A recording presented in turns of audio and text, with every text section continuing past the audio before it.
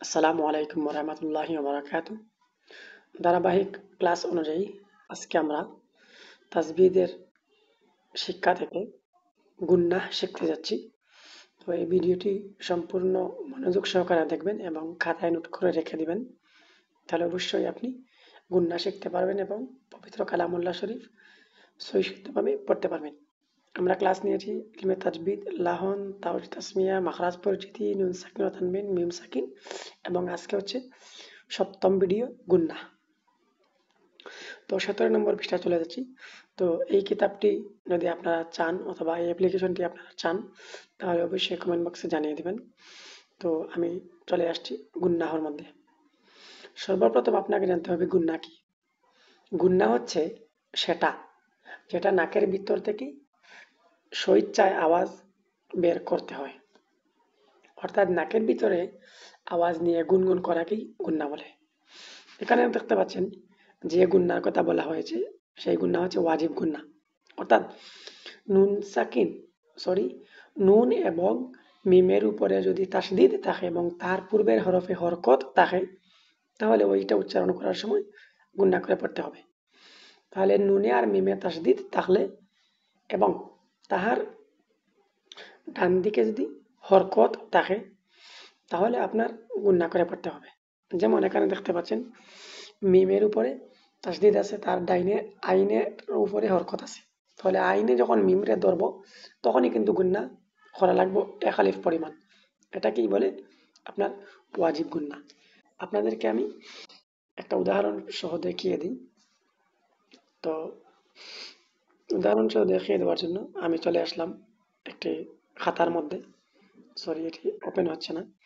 যাই হোক, আমি তাও আপনাদেরকে দেখানোর চেষ্টা করতেছি, একটু অপেক্ষা করুন।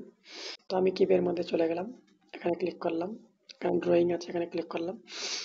তো এখন আমি যদি এখানের মধ্যে একটা মিম লিখি, আচ্ছা, আপনি কি এই মিমটাকে গুণা সহকারে পড়তে পারবেন? এখন কেন পড়তে পারবেন না? তার পূর্বে কোনো হরফ ওয়ালা হরকত নাই। তাহলে শর্ত হচ্ছে মিম সাকিন মিম এবং নুনের উপরে তাসদিদ যদি থাকে এবং তার পূর্বে যে কোনো হরফের উপরে অথবা নিচে এই জিনিসটা থাকতে হবে, এটার নাম হরকত। তো নুন মুশাদ্দাদ এবং মিম মুশাদ্দাদের ডানে যদি কোনো হরকতওয়ালা হরফ আসে তাহলে ওই হরকতওয়ালা হরফ দিয়ে মিমকে পড়ার সময় গুন্না করে পড়তে হয়। এটাই হচ্ছে ওয়াজিব গুন্না। এখানে দেখতে পাচ্ছেন হরকতের বামে নুন এবং মিমের উপরে যদি তাসদিদ থাকে তাহলে ওই দুটিকে নাকের ভিতরে আওয়াজ নিয়ে গুন্না করে পড়া ওয়াজিব। এটা কি ওয়াজিব গুন্না বলে।